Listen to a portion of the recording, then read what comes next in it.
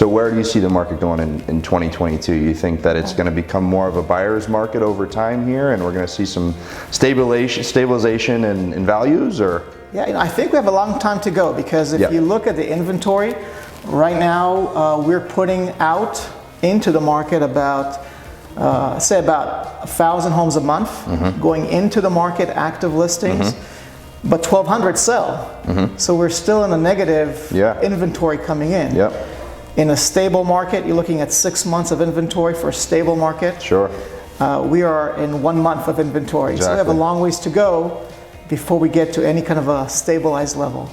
I think, but I mean, rates have been going up a little bit. Not enough to make a real dent. Well, but yeah, I mean, what do you see for rents, for interest rates? Well, I think, I mean, just based off of Fed's comments, the Fed's planning to raise the Fed funds rate 3 times throughout the course of this year. And I know that we were kind of looking at like a buy now scenario or cost of waiting scenario. And if you're looking at a 30-year fixed right now, you're looking right at 3.875. And I think the average home price in Pima County is what, around $425?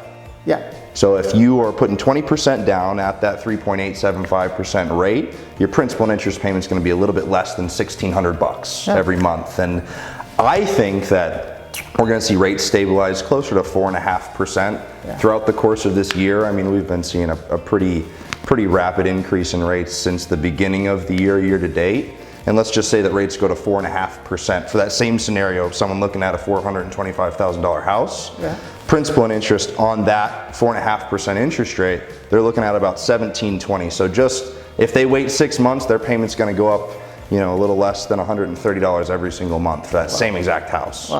So I mean, and I think what you're going to see some impact based on what you're saying is that I think what I'm seeing here in Tucson is that the local people are getting squeezed a little bit because they're competing with other buyers from out of town. But that, I mean, a little bit of a rise in rates will affect how much money they have to put on a house. So you might see long term, maybe 6 months out, some downward pressure on pricing. But if inflation's still going up, I think you're still going to see some price still moving up, and inventory is not getting fixed. Not getting any better. I think you might still see like a 5 to 7% increase in prices over this next 6 to 12 months. That's what I think is going to happen. I think that's right in line with what's being projected as of the beginning of this year. So that sounds pretty reasonable there. So I tell buyers, by the way, every time, say, why should I buy now?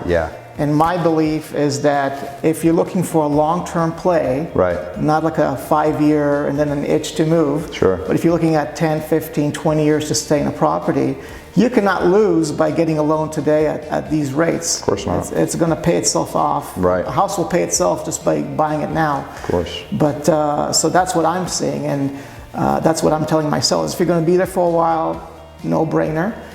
Even at these prices. But if you're going to move a lot, then obviously you may want to consider it. What are you telling me? Well, I think that's such a benefit of working with the professionals yourself. You're giving them more advice on their life and what they're looking to do moving forward, or if they're staying put, and you advise based off their scenario, right?